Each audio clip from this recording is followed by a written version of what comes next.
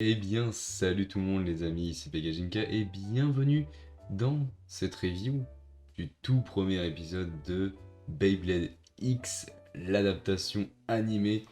Enfin, j'ai envie de dire, même si elle est arrivée beaucoup plus tôt qu'on aurait pu le penser. En effet, l'animé il est arrivé quelques mois seulement après le manga, parce qu'on est actuellement au chapitre 4 et on a déjà un animé qui est prêt. C'est une première dans l'histoire du Beyblade, et même concernant les adaptations animées de manga, il me semble que c'est quand même très très rapide. Donc effectivement, on est là sur un animé qui arrive quand même relativement tôt, et j'ai pas mal de choses à dire du coup concernant ce dernier. Du positif, du un peu moins positif. Je vais essayer d'être le plus construit possible.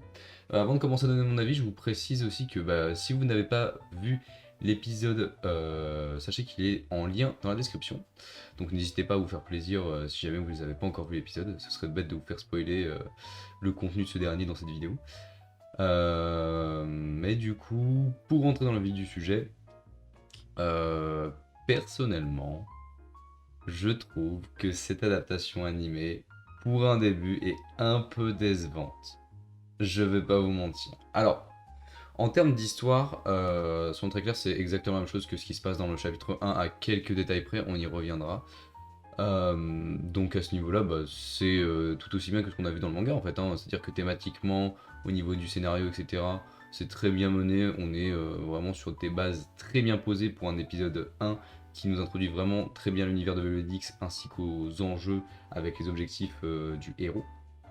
Donc à ce niveau-là, évidemment, je vais avoir rien de plus à dire que ce que j'ai dit dans le chapitre 1. Je vous invite d'ailleurs à voir la review de ce chapitre si vous ne l'avez pas encore vu, si vous voulez avoir mon avis plus en détail là-dessus. Malgré tout, concernant les choix d'adaptation, et notamment les choix d'adaptation graphique qu'il y a eu dans cette adaptation animée, j'émets quelques réserves. Alors, je vais commencer par parler de 2-3 détails qui m'ont un peu sorti, enfin pas forcément sorti de truc, mais qui m'ont fait me poser plusieurs questions. Déjà dans un premier temps, c'est l'opening, où du coup on voit pas mal de personnages. On voit la team Phalanx, on voit la team Zuganic, on voit la team Pendragon, donc que des personnages que pour l'instant on a vu dans le manga. Et on a une espèce de personnage qui semble être une fille, si je dis pas de bêtises, avec un grand 1 sur le front dans un décor un peu digital. Et elle me fait beaucoup penser à la nana dans Hunter x Hunter, dans l'arc Grid Island qui accueille les héros, etc. Donc peut-être que ça va être un personnage un peu en intelligence artificielle qui est pas vraiment dans le monde réel. Je sais pas, mais c'est un personnage qu'on n'a pas vu pour l'instant et qui me laisse penser du coup que l'adaptation animée et le manga sont tous deux produits selon du coup les productions des scénaristes de la série, et que l'adaptation animée et l'adaptation manga prennent deux chemins différents en fonction du coup des différents artistes qui travaillent dessus. Donc ça peut donner des choses très intéressantes, mais effectivement on constate que pour le chapitre 1 et l'épisode 1, on reste sur une constante en termes d'histoire qui est racontée, c'est-à-dire que on a toujours Bird qui arrive à X-City et qui veut du coup affronter les meilleurs bladers. On a toujours l'opposition avec la team Phalanx avec Strike O qui se fait briser. On reparlera un peu aussi de tout ça. On a l'opposition de Kamenix face à Takumi. Bref, tout ce qui s'est passé dans le chapitre 1, dans les grandes lignes, ça s'est passé. Et il y a eu juste quelques petits détails. Donc, le premier détail qui m'avait un peu interpellé, c'était cette fille-là qu'on n'avait toujours pas vue. Donc, à voir si ce sera un personnage exclusif à l'animé ou si elle va arriver plus tard dans le manga. Donc, dans tous les cas, ça reste intéressant à analyser vu qu'on l'avait toujours pas vu ce personnage. Et le deuxième truc, le deuxième choix que j'ai vu, je l'ai vu dans une espèce de trailer qui est sorti sur le compte TikTok officiel de Beyblade X. Et la première fois que j'ai vu ça, j'ai fait, mais qu'est-ce que c'est que cette Zumba? Qu'est-ce que c'est que ça? Ils nous ont sorti un avatar pour Dransword, du coup, qui est un espèce de dragon avec un gros X sur le front, qui a une belle bedaine, hein, il mange bien à la cantine. Et qu'est-ce que vous nous faites? Qu'est-ce que vous nous faites, s'il vous plaît? Parce que jusque-là dans le manga, vous aviez réussi à vous passer des avatars, Et là, vous nous dites que finalement, ils vont être dans l'adaptation animée. D'autant plus que, enfin, ça c'est très personnel, mais c'est les avatars typés Chara Design Burst et je les trouve vraiment pas très originaux et au niveau des designs, je les trouve vraiment pas ouf personnellement. Donc, j'avoue que je suis pas très fan et de la forme et du fond. Mais ça m'a fait réfléchir un peu sur le manga parce que récemment dans le chapitre 4 il y avait le X-Dash version du coup King of Beast où il y avait un vrai lion en arrière-plan. Et bah moi j'avais vu le truc comme ça en mode bon bah, c'est une représentation comme on les a vus auparavant et ça n'a rien à voir avec l'histoire. Et maintenant ça me fait poser la question. Est-ce qu'ils vont nous refaire le coup de la résonance des avatars comme dans Burst? Malgré l'ambiance beaucoup, enfin très réaliste, très compétitive. Mon dieu j'espère pas. Donc pour l'instant, évidemment, hein, rien n'est moins sûr. Hein, c'est qu'il est juste apparu au début de l'épisode 1 avec Chrome Ryugu et dans l'opening. Donc effectivement, ça reste quelque chose de très en surface pour le moment. Il n'y a pas vraiment de fond qui est impliqué. Mais je vais pas mentir, j'aimerais bien que l'animé, enfin, avec tout le contenu lié au manga, arrive enfin à se passer des avatars parce que oui, c'est l'identité de Beyblade, oui, ça fait partie du lore de la saga, mais il serait justement temps de commencer à embrayer un peu le pas et à changer sur certains points. Et pour moi, la présence des avatars dans un manga sportif comme se veut être Beyblade X, c'est un vrai frein, pour moi. Et vous allez voir qu'en termes de créativité aussi, s'ils gardent les avatars, ça va poser problème sur pas mal de choses. Euh, donc, effectivement, ces deux petits points dans l'opening m'ont un peu interpellé et j'attends de voir où ils vont aller avec. Je me prononce pas plus. Concernant les points d'originalité qu'il y a eu du coup dans cet épisode en termes juste de scénario, de ce que j'ai noté, du coup, ils ont décidé d'introduire les règles de la X-Tower avec le personnage secondaire qu'il y avait dans l'équipe de Bird en expliquant qu'il fallait gagner un match en amateur, etc. pour progresser et être promu en Ligue Pro. Donc ils ont décidé de faire ça dès l'épisode 1. C'est une adaptation intéressante. Ça a ses pour, ça a ses contre, mais je pense que globalement ça vaut tout aussi bien ce qui a été fait dans le manga, c'est-à-dire que ça a été introduit dès le chapitre d'après par X, par Kamel X, pardon. Ils ont fait le choix également d'introduire Nanairo Multi dès cet épisode-là en la mettant en fond dans le public. Pourquoi pas? C'est très léger, mais ça change pas grand-chose. Hein. Mais c'est toujours intéressant de le mentionner. Et également, ils ont fait le choix à la fin de l'épisode de pas expliquer les raisons de Chrome, non, de Exu, d'avoir quitté Pendragon. Et ça, pour le coup, je pense que c'est juste un choix d'adaptation parce qu'ils avaient plus le temps avec tous les éléments qu'ils ont dû mettre dans l'épisode et que ce sera expliqué à l'épisode 2. Ça, ça me paraît être un élément vachement essentiel du propos du manga, toute la quête de Exu. Donc je pense qu'ils l'introduiront dès l'épisode d'après ou plus tard, mais ça restera un élément qui vont exploiter, ça c'est sûr et certain pour moi. Donc effectivement, on a vu qu'il y avait quand même pas mal de dérivés en termes de scénario, très léger pour l'instant, mais ça a toujours été le cas dans les séries Beyblade de manière générale. Les épisodes 1 dérivent très peu du manga en réalité, et c'est plus des exceptions que des règles, que de voir des petites parties originales rajoutées après quoi. Donc voilà, en termes d'adaptation graphique, et c'est là où vous allez m'entendre râler, je suis désolé d'avance, hein. Mais c'est Beyblade Burst saison 8, bon sang de bonsoir, ça m'énerve, ça m'énerve. Je, je trouve ça... Alors, on en avait déjà parlé dans l'analyse du trailer, que effectivement, graphiquement parlant, et au niveau de tous les assets, si je puis m'exprimer ainsi, ça ressemblait énormément à Velvet Burst. Mais là, quand j'ai vu cet épisode 1, il y a un nombre de plans où j'étais en mode putain, ça je l'ai vu dans Velvet Burst. Ça je l'ai vu dans Velvet Burst, c'est sûr et certain. Je peux vous en citer pas mal. Hein. Dans l'opening, à un moment donné, il y a Exu et Chrome qui se font face dans une grande arène vide, etc. Ça, c'est dans un opening de Shozed. À un moment donné, il y avait quoi d'autre? Il y avait quoi d'autre que j'avais noté qui était vraiment similaire?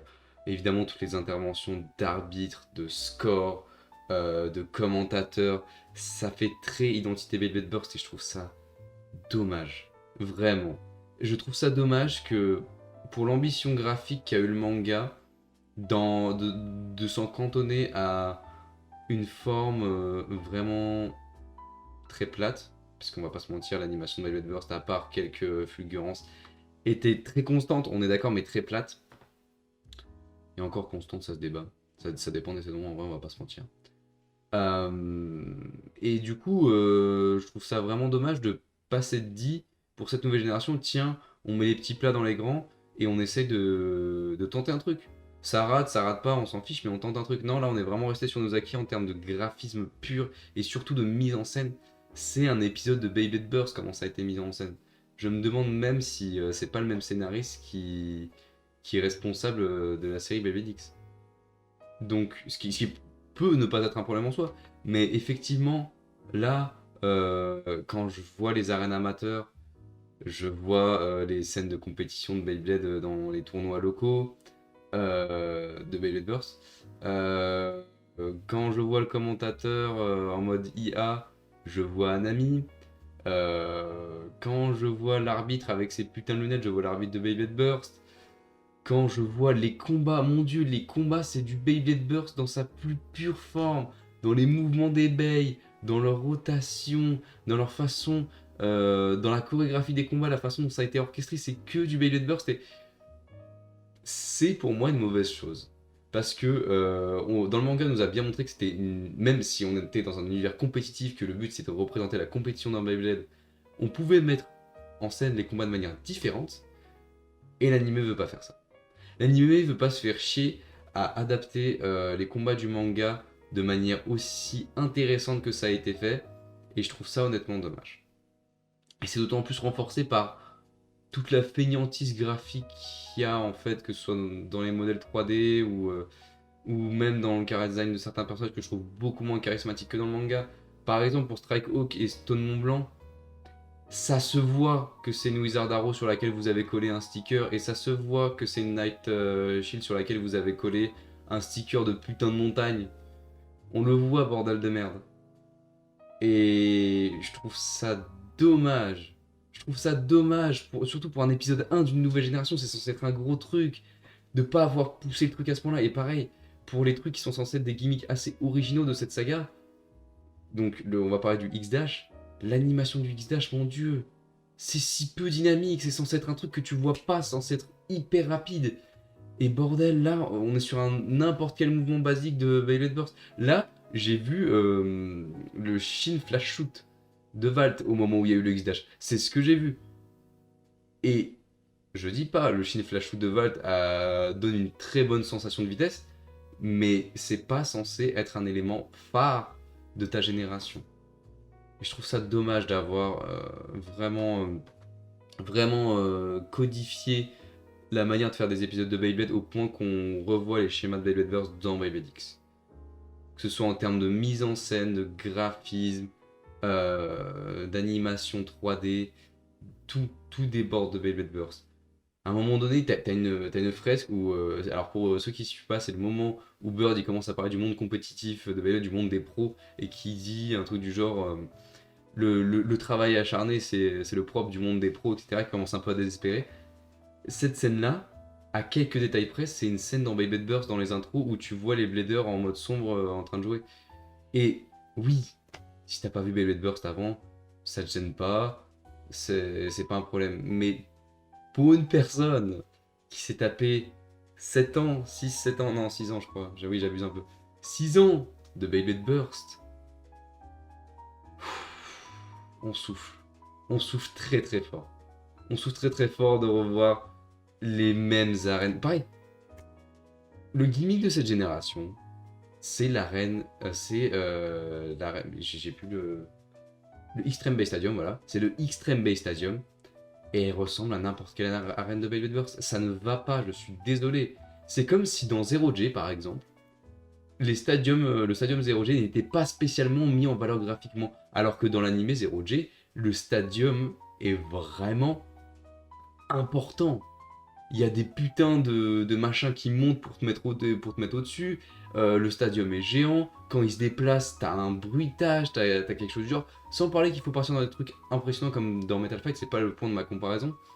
Je pense qu'il aurait fallu plus accentuer les points clés de cette génération. Que ce soit le X-Dash, que ce soit les mouvements des toupies qui n'ont rien à voir avec du Beyblade Burst, je suis désolé.